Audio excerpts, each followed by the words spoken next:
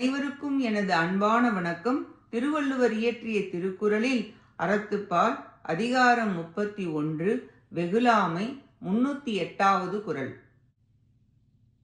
Inner எரி தோய்வு அன்ன இன்னா செய்யினும் புணரின் வெகுளாமை நன்று.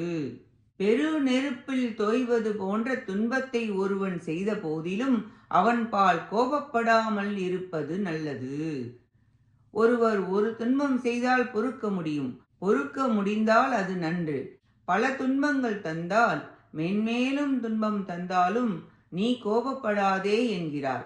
மேன்மேலும் பகையை வளர்க்கும், மேன்மேலும் துன்பத்தை உனக்கு உண்டாக்கும். எனவே எப்படி இருந்தாலும் நீ கோபப்படாதே என்கிறார்.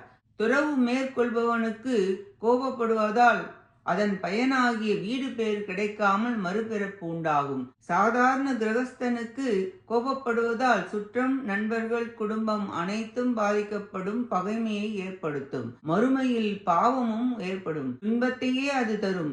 எனவே கோபத்தை விட்டுவிடுவதே நல்லது என்கிறார். இக்குறளால் வெகுளாமையது நன்மை கூறப்பட்டது. நன்றி, வணக்கம்.